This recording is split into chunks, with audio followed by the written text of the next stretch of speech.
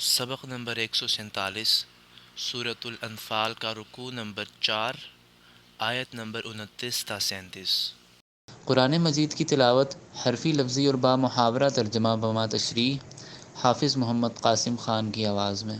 بسم اللہ الرحمن الرحیم یا ایہا الذین آمنوا ان تتقوا اللہ یجعل لکم فرقانا ویکفر عنکم سیئاتکم ویغفر لکم واللہ ذو الفضل العظیم۔ یا ایہا الذین آمنوا، اے لوگو جو ایمان لائے ہو، ان تتقوا اللہ، اگر ڈرتے رہو گے تم اللہ سے، یجعل بنا دے گا وہ، لکم تمہارے لیے، فرقاناً پہچان، ویکفر اور دور کر دے گا وہ، عنکم تم سے، سیئاتکم تمہاری بدیاں، ویغفر اور بخشش کر دے گا وہ، لکم تمہارے لیے، واللہ ذو الفضل اور اللہ فضل والا ہے، العظیم بڑے۔ پوری آیت۔ اے ایمان والو، اگر تم اللہ سے ڈرتے رہو گے تو وہ تمہارے لیے ایک پہچان مقرر کر دے گا اور تمہاری بدیاں تم سے دور کر دے گا اور تمہیں بخش بھی دے گا، اور اللہ تو بڑے فضل والا ہے۔ وَإِذْ يَمْكُرُ بِكَ الَّذِينَ كَفَرُوا لِيُثْبِتُوكَ أَوْ يَقْتُلُوكَ أَوْ يُخْرِجُوكَ وَيَمْكُرُونَ وَيَمْكُرُ اللَّهُ وَاللَّهُ خَيْرُ الْمَاكِرِينَ۔ وَإِذْ اور جب، یمکر خفیہ تدبیر کر رہے تھے، بِکا آپ کے بارے میں، الذین وہ لوگ جو، کفروا کافر ہوئے، لیثبتوک تاکہ قید کر لیں وہ آپ کو، او یقتلوک یا قتل کر دیں وہ آپ کو، او یخرجوک یا نکال دیں وہ آپ کو، ویمکرون اور وہ بھی خفیہ تدبیر کر رہے تھے، ویمکر اللہ اور اللہ بھی خفیہ تدبیر کر رہا تھا، واللہ خیر الماکرین اور اللہ بہتر خفیہ تدبیر کرنے والا ہے۔ پوری آیت۔ اور جب کافر لوگ آپ کے خلاف تدبیریں سوچ رہے تھے تاکہ وہ آپ کو قید کر دیں یا آپ کو قتل کر دیں یا آپ کو دیس بدر کر دیں، وہ بھی تدبیر کر رہے تھے اور اللہ بھی تدبیر کر رہا تھا، اور اللہ بہتر تدبیر کرنے والا ہے۔ وَإِذَا تُتْلَىٰ عَلَيْهِمْ آيَاتُنَا قَالُوا قَدْ سَمِعْنَا لَوْ نَشَاءُ لَقُلْنَا مِثْلَ هَٰذَا إِنْ هَٰذَا إِلَّا أَسَاطِيرُ الْأَوَّلِينَ۔ وَإِذَا اور جب، تتلا پڑھی جاتی ہیں، علیہم ان پر، آیاتنا ہماری آیتیں، قالو کہتے ہیں وہ، قد سمعنا بے شک سن لی ہم نے، لو اگر، نشاء ہم چاہیں، لقلنا تو بول دیں ہم، مثل ھذا مثل اس کے، ان ھذا نہیں ہے یہ، الا مگر، اساطیر کہانیاں، الاولین پہلے لوگوں کی۔ پوری آیت۔ اور جب ان پر ہماری آیتیں پڑھی جاتی ہیں تو وہ کہتے ہیں کہ ہم نے یہ سنی ہوئی ہیں، اگر ہم چاہیں تو ہم بھی اس جیسا کلام بول دیں، یہ تو فقط پہلے لوگوں کی کہانیاں ہیں۔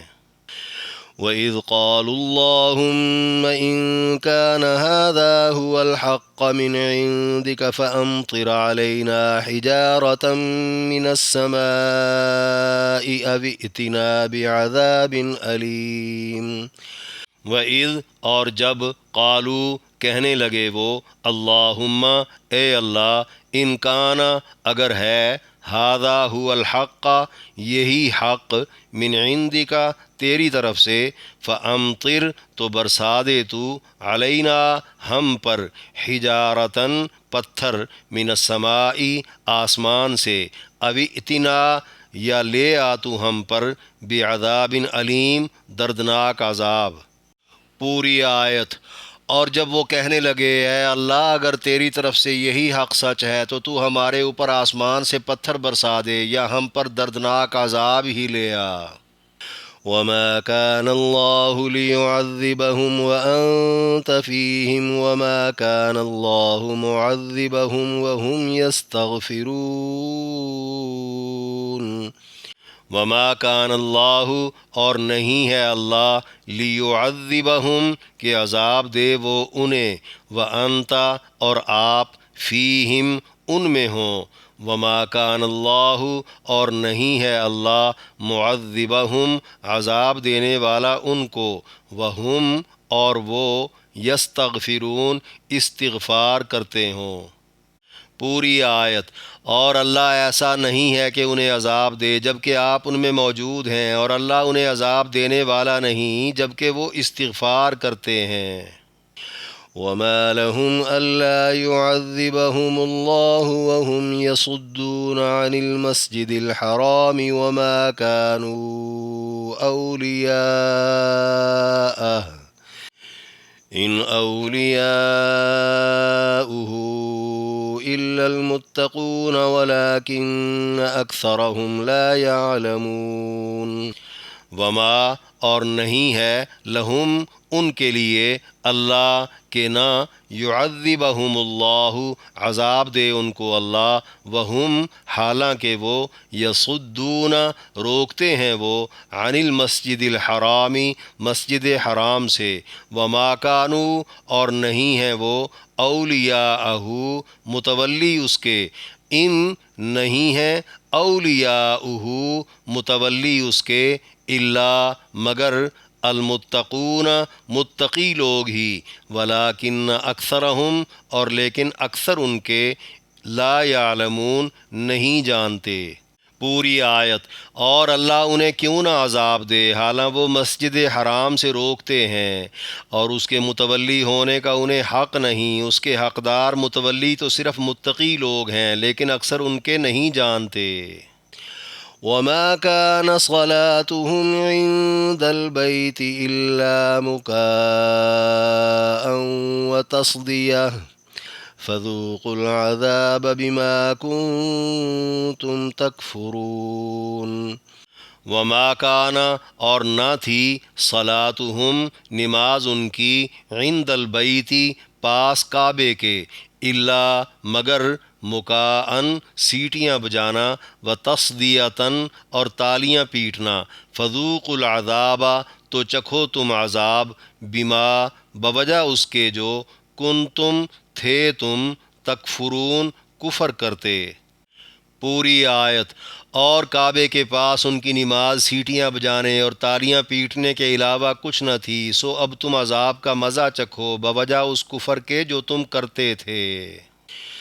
ان الذين كفروا ينفقون اموالهم ليصدوا عن سبيل الله فسينفقونها ثم تكون عليهم حسرة ثم يغلبون والذين كفروا إلى جهنم يحشرون۔ ان الذین، بے شک وہ لوگ جو، کفروا، کافر ہوئے، ینفقون، خرچ کر رہے ہیں وہ، اموالہم، اپنے مال، لیصدوا، تاکہ روکیں وہ، عن سبیل اللہ، اللہ کی راہ سے، فسینفقونہا، سو اب خرچ کریں گے وہ، ثم تکون، پھر ہوگا وہ، علیہم، ان پر، حسرتاً، حسرت، ثم یغلبون، پھر مغلوب ہوں گے وہ، والذین، اور وہ لوگ جو، کفروا، کافر ہوئے، الی جہنم، جہنم کی طرف، یحشرون، جمع کیے جائیں گے۔ پوری آیت۔ بے شک جو کافر ہوئے وہ اپنے مال خرچ کرتے ہیں تاکہ وہ اللہ کی راہ سے روکیں، ابھی تو وہ اور بھی خرچ کر لیں گے، بعد میں وہ ان کے لیے پچھتاوا ہوگا، بالآخر وہ مغلوب ہو جائیں گے، اور جو کافر ہوئے وہ جہنم کی طرف جمع کیے جائیں گے۔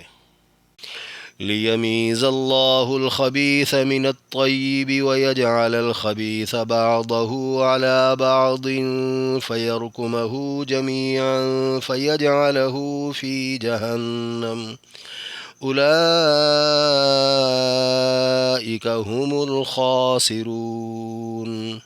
لیمیز اللہ، تاکہ جدا کر دے اللہ، الخبیث، گندگی کو، من الطیب، پاکیزگی سے، وَيَجْعَلَ اور بنا دے وہ الخبیث گندگی کو، بعضہ بعض اس کا، علی بعض بعض پر، فیرکمہ پھر ڈھیر لگا دے وہ اس کا، جمیعاً اکٹھا، فیجعلہ پھر ڈال دے وہ اس کو، فی جہنم جہنم میں، اولئک وہ لوگ، ہم وہی، الخاسرون نقصان اٹھانے والے ہیں۔ پوری آیت تاکہ اللہ گندگی کو پاکیزگی سے جدا کر دے اور گندگی کو ایک دوسرے پر رکھ کر اس کا ایک ہی جگہ ڈھیر بنا دے، بالآخر اسے جہنم میں ڈال دے، وہی لوگ نقصان اٹھائیں گے۔ سورۃ الانفال کے چوتھے رکوع میں درج 9 آیات کی تشریح۔ آیت نمبر 29، یا ایھا الذین آمنوا سے واللہ ذو الفضل العظیم تک، فرمایا اے ایمان والو، اگر تم اللہ سے ڈرتے رہو گے تو وہ تمہارے لیے ایک پہچان مقرر کر دے گا اور تمہاری بدیاں تم سے دور کر دے گا اور تمہیں بخش بھی دے گا، اور اللہ تو بڑے فضل والا ہے۔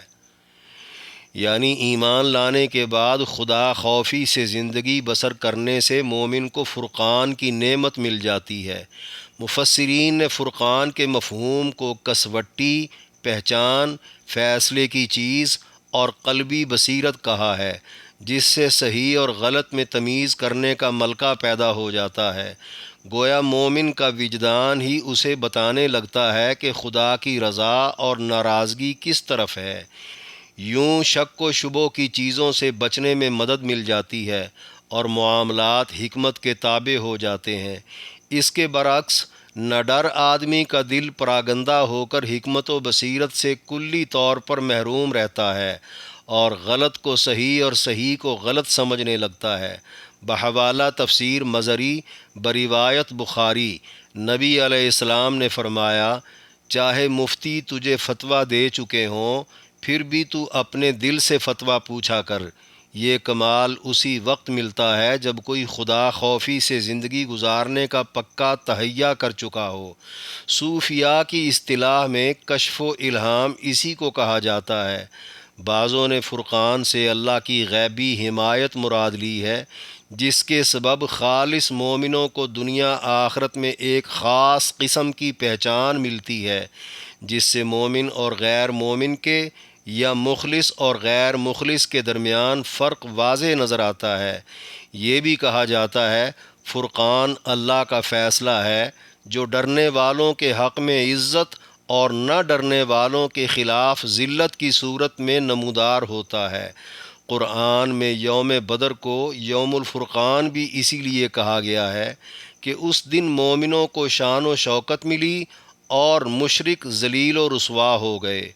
خود قرآن کو بھی فرقان کہنے کی یہی وجہ ہے کہ قرآن پر عمل کرنے سے عزت اور نہ کرنے سے ذلت ملتی ہے۔ ڈر کر زندگی گزارنے والوں سے اگر کچھ برائیاں ہو بھی جائیں تو اللہ انہیں دور کر کے بخش دے گا، یا یہ مطلب ہے کہ دنیا میں اللہ گناہوں پر پردہ ڈال دے گا اور آخرت میں نعمتیں بخش دے گا۔ اللہ کے ہاں فضل کی یعنی خیر کے خزانوں کی کمی نہیں، بس دنیا میں کسی سے امید یا خوف رکھے یا کسی کی پرواہ کیے بغیر فقط اللہ کا ہو کر رہنا ہوگا۔ آیت نمبر 30، وَإِذْ يَمْكُرُ بِكَ الَّذِينَ كَفَرُوا سے وَاللَّهُ خَيْرُ الْمَاكِرِينَ تک، فرمایا اور جب کافر لوگ آپ کے خلاف تدبیریں سوچ رہے تھے تاکہ وہ آپ کو قید کر دیں یا آپ کو قتل کر دیں یا آپ کو دیس بدر کر دیں، وہ بھی تدبیر کر رہے تھے اور اللہ بھی تدبیر کر رہا تھا، اور اللہ بہتر تدبیر کرنے والا ہے۔ یعنی ہجرت مدینہ کا آغاز جن حالات میں ہوا انہیں بھی یاد رکھا جائے۔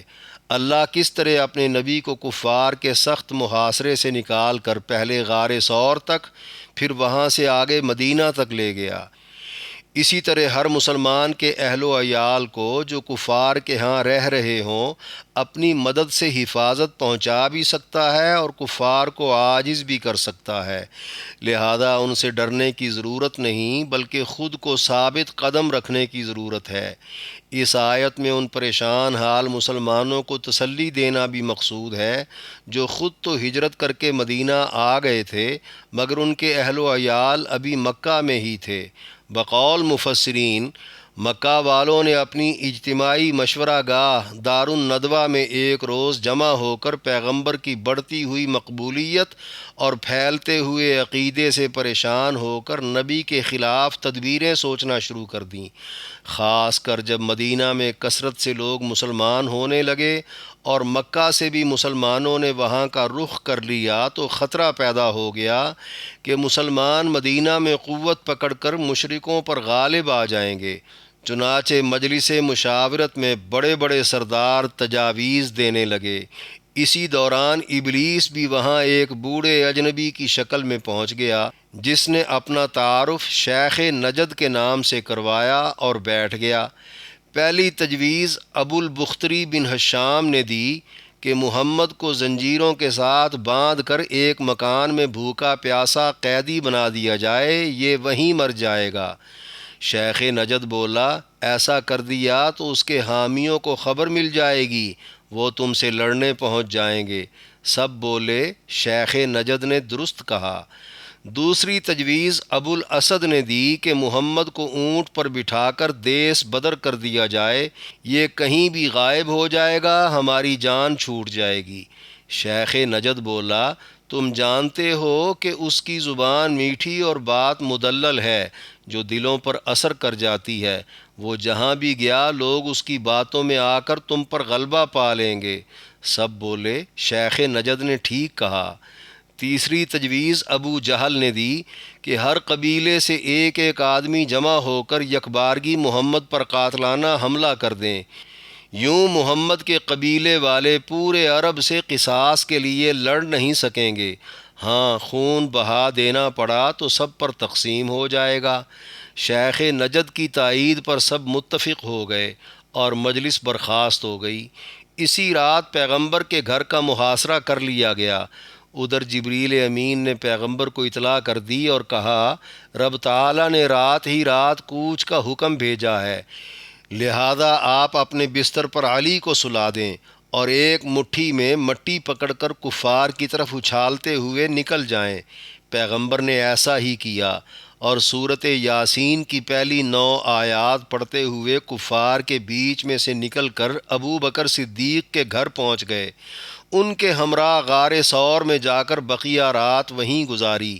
3 راتیں مزید قیام کے بعد مدینہ پہنچ گئے۔ کفار مکہ کو سوائے رسوائی کے کچھ حاصل نہ ہوا۔ یوں ان کی مذموم تدبیروں کو توڑتے ہوئے اللہ کی محمود تدبیر غالب آ گئی۔ بلا شبہ اللہ کی تدبیر ہی اچھی ہے۔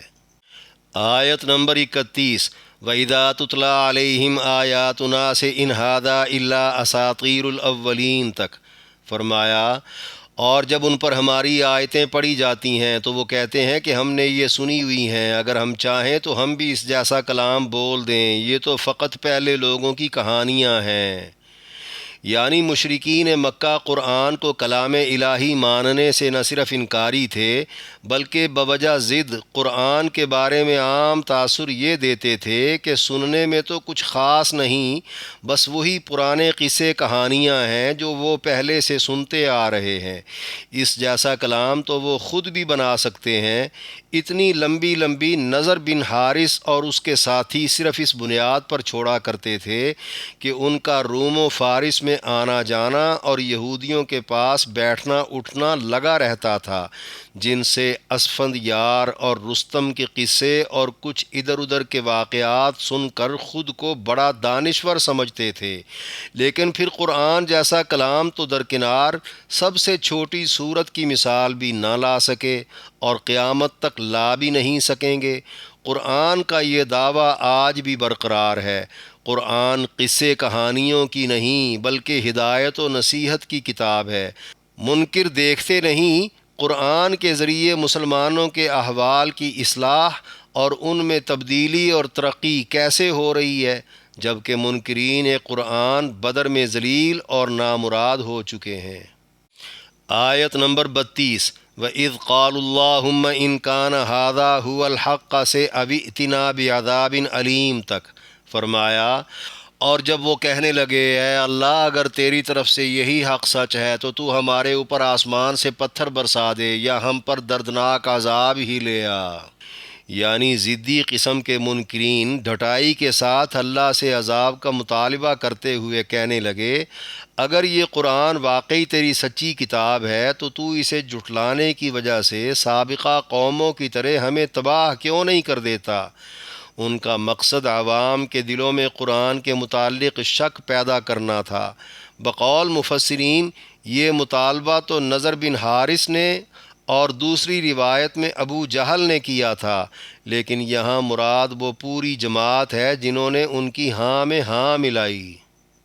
آیت نمبر 33 وما کان اللہ لیعذبہم سے وہم یستغفرون تک فرمایا، اور اللہ ایسا نہیں ہے کہ انہیں عذاب دے جب کہ آپ ان میں موجود ہیں، اور اللہ انہیں عذاب دینے والا نہیں جب کہ وہ استغفار کرتے ہیں۔ یعنی پیغمبر کی موجودگی اور بخشش کی طلب دونوں باتیں ہی عذاب معطل ہونے کی بڑی وجہ ہیں۔ عذاب مانگا جائے تب بھی نہیں آئے گا۔ ان میں پہلی بات تو اصولی ہے، پیغمبر چاہے کوئی بھی ہو، جب تک بستی والوں سے وہ مایوس ہو کر نکل نہ گیا ہو، یا بستی والوں نے خود اسے نکال نہ دیا ہو یا مار نہ دیا ہو، تب تک اللہ کا عذاب نہیں آتا، کیونکہ نیک وجود باعث رحمت ہوتے ہیں۔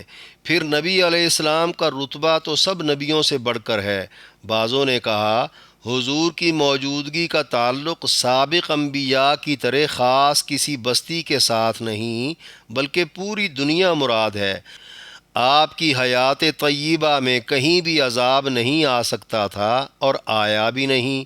یہ بھی کہا گیا ہے، آیت کا پہلا حصہ ہجرت سے قبل مکہ میں نازل ہوا کہ آپ علیہ السلام کی مکہ میں موجودگی عذاب میں رکاوٹ ہے، اور جب آپ مدینہ چلے گئے تو دوسرا حصہ تب نازل ہوا کہ مکہ والے استغفار کرتے ہیں، اس لیے وہاں عذاب نہیں آیا۔ حضور کا ارشاد بھی ہے، میرے دنیا سے چلے جانے کے بعد قیامت تک استغفار فائدہ دیتا رہے گا۔ اس دوسرے جملے کی 3 تفسیریں اور بھی منقول ہیں۔ پہلی یہ کہ مکہ میں کچھ مسلمان رہ گئے تھے جو استغفار کیا کرتے تھے۔ دوسری یہ کہ مشرکین میں سے بعض مسلمان ہونے والے تھے، ان میں بخشش کی طلب تھی۔ تیسری یہ کہ مشرک بھی اللہ سے طواف کے دوران بخشش مانگا کرتے تھے۔ گو کہ مشرکوں اور کافروں کو اخروی فائدہ نہیں ہوتا، لیکن دنیا میں انہیں اس کا صلہ ضرور دیا جاتا ہے، اور وہ یہی تھا کہ ان پر عذاب نہ آئے۔ اس سے آخرت کے عذاب کی نفی نہیں ہوتی۔ ویسے بھی یہاں اجتماعی اور آسمانی عذاب کی نفی مراد ہے، انفرادی عذاب کی نہیں، جیسے ابو لہب کی طرح بعض کافر نشان عبرت بنے۔ عذاب کی بعض معمول کی شکلیں، مثلاً قحط یا وبا وغیرہ کا نزول تو پیغمبروں کی اور نیک لوگوں کی موجودگی میں بھی ممکن ہے۔ آخر بدعمالیوں پر کچھ تنبیہ بھی تو ضروری ہے۔ اسی طرح مسلمانوں کو چھانٹی کر لینے کے بعد بدر میں یا فتح مکہ کے وقت مسلمانوں کے ہاتھوں جو ذلت کافروں کو پہنچائی گئی، وہ بھی تو اللہ کا عذاب ہی تھا جس کے وہ مستحق تھے۔ اس کا بیان آگے آ رہا ہے۔ آیت نمبر 34 وما لهم الا يعذبهم الله سے ولكن اکثرهم لا يعلمون تک فرمایا، اور اللہ انہیں کیوں نہ عذاب دے حالانکہ وہ مسجد حرام سے روکتے ہیں، اور اس کے متولی ہونے کا انہیں حق نہیں۔ اس کے حقدار متولی تو صرف متقی لوگ ہیں، لیکن اکثر ان کے نہیں جانتے۔ یعنی حضور کی موجودگی یا بخشش مانگنے کی وجہ سے آسمانی یا اجتماعی عذاب کا معطل رہنا اپنی جگہ، مگر مشرکین مکہ اپنے جرائم کی وجہ سے یقینی طور پر عذاب کے مستحق ہیں۔ اب چاہے مسلمانوں کے ہاتھوں ذلیل اور مغلوب کر کے دنیا ہی میں عذاب دیا جائے یا پھر جہنم میں۔ رہی بات جرائم کی، تو کفریہ شرکیہ عقائد و اعمال کے ساتھ ساتھ مشرکین کا مسجد حرام سے لوگوں کو روک دینا بھی کوئی معمولی جرم نہیں۔ اللہ کے گھر سے تو جائز متولی بھی کسی کو عبادت کرنے سے نہیں روک سکتا، یہ تو پھر ناجائز متولی بنے بیٹھے ہیں۔ جائز متولی صرف پرہیزگار ہیں، یہ بات ان کے اکثر لوگ نہیں جانتے۔ گویا اکثر یہی سمجھتے ہیں کہ اللہ کے گھروں کی نگہبانی وراثتی چیز ہے جو ایک نسل کے بعد دوسری نسل کا حق ہے، حالانکہ یہ تو خالص دینی معاملہ ہے جو کسی پرہیزگار کے سپرد ہونا چاہیے۔ آیت میں لفظ اولیاءہ کا معنی کعبے کے متولی ہونے کے ہیں۔ بعضوں نے اولیاء سے اللہ کے دوست مراد لیے ہیں۔ اگر دوست کا معنی کیا جائے تو مطلب ہوگا مشرک لوگ اللہ کے ان دوستوں کو مسجد حرام سے روکتے ہیں جو اہل تقوی ہیں، جن کے علاوہ کعبے کی عبادت کا حقدار دنیا میں کوئی نہیں۔ اس سے مراد پیغمبر اور ان کے صحابہ ہیں، جنہیں مکہ میں رہتے ہوئے 13 سال تک خانہ کعبہ سے دور رکھا گیا اور بالآخر مکہ سے ہجرت پر مجبور کر دیا گیا۔ سن ہجری 6 میں ایک بار پھر عمرہ کے لیے مدینہ سے آئے نبی کے قافلے کو واپس بھیج دیا گیا۔ آیت نمبر 35 وَمَا كَانَ صَلَاتُهُمْ سے فَذُوقُوا الْعَذَابَ بِمَا كُنْتُمْ تَكْفُرُونَ تک فرمایا، اور کعبے کے پاس ان کی نماز سیٹیاں بجانے اور تالیاں پیٹنے کے علاوہ کچھ نہ تھی، سو اب تم عذاب کا مزہ چکھو بوجہ اس کفر کے جو تم کرتے تھے۔ یعنی مسلمانوں کے لیے کعبے کا راستہ روکنے اور ناجائز اجارہ داری قائم رکھنے کے علاوہ مشرکین مکہ کا یہ جرم بھی قابل عذاب تھا کہ وہ نماز کی بجائے بیہودہ حرکتیں کرتے تھے۔ ننگے ہو کر طواف کرنا، سیٹیاں بجانا، تالیاں پیٹنا ان کی عبادت تھی۔ آج بھی کوئی اس بیہودگی کو خدا کی خوشنودی سمجھتا ہے تو وہ انہی کا جانشین ہے۔ ایک قول یہ بھی ہے کہ نبی علیہ السلام ساتھیوں سمیت جب کبھی نماز پڑھنے آتے تو کفار مجمع لگا کر خوب شور مچاتے، مذاق اڑاتے تاکہ آپ نماز نہ پڑھ سکیں۔ بقول مفسرین کبھی وہ دونوں ہاتھوں کو ملا کر بیچ میں پھونکتے اور کبھی باچھوں میں انگلیاں ڈال کر چیختے، جس سے گونجدار سیٹیاں بجتیں۔ کفر کے ساتھ ان گندی حرکتوں پر عذاب تو بنتا تھا جو انہیں بدر میں یا مکہ فتح کے وقت چکھایا گیا، یا اس سے عذاب آخرت کی وعید بھی مراد ہو سکتی ہے جو انہیں سنا دی گئی۔ آیت نمبر 36 ان الذین کفروا ينفقون اموالهم سے والذین کفروا الی جہنم یحشرون تک فرمایا، بے شک جو کافر ہوئے وہ اپنے مال خرچ کرتے ہیں تاکہ وہ اللہ کی راہ سے روکیں، ابھی تو وہ اور بھی خرچ کر لیں گے، بعد میں وہ ان کے لیے پچھتاوا ہوگا، بالآخر وہ مغلوب ہو جائیں گے، اور جو کافر ہوئے وہ جہنم کی طرف جمع کیے جائیں گے۔ یعنی کفار نے پہلے جنگ بدر میں بے پناہ خرچہ کیا، اب وہ بدر کی شکست کا بدلہ لینے کے لیے اگلی جنگ میں بھی خوب خرچہ کریں گے۔ بمطابق روایات بدر سے نامراد لوٹے تو مکہ میں ابو سفیان کے پاس جمع ہو کر کہنے لگے، تجارتی قافلے کو بچاتے بچاتے یہ جنگ ہو گئی، اب احد کی جنگ کا سارا خرچہ تم کرو۔ ان کا مقصد کوئی نیکی کرنا یا ثواب کمانا نہیں، بلکہ مسلمانوں کو اللہ کی راہ سے روکنا ہے۔ بقول مفسرین اللہ نے پیغمبر کو پہلے ہی بتا دیا کہ وہ مال بھی ضائع کر بیٹھیں گے اور ہاتھ میں بھی کچھ نہیں آئے گا، یہ تو دنیا کا پچھتاوا ہوگا، مرنے کے بعد جہنم ہوگی، یہاں خرچ کرنے پر آخرت میں حسرت ہوگی۔ اسلام کے خلاف جو بھی خرچہ کرے گا ضرور پچھتائے گا۔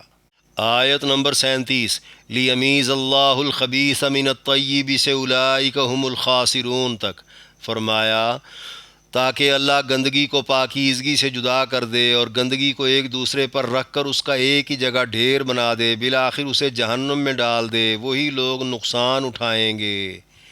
یعنی اچھے مال اور اچھے افراد کو گندے مال اور گندے افراد سے جدا کرنا ابھی باقی ہے، اس لیے مزید محاذ آرائی ہوگی تا وقتے کہ سارا گند ایک ہی جگہ جمع ہو جائے۔ یعنی کفر و شرک کے حامی جس طرف کے ہیں اپنا کل مال اسباب بھی دل کھول کر اسی طرف لگا لیں، جس کی صحیح جگہ جہنم ہے، جہاں پہنچ کر انہیں اپنے اس نقصان کا پتہ چل جائے گا جسے پوری کوشش کر کے مہنگے داموں خریدا گیا۔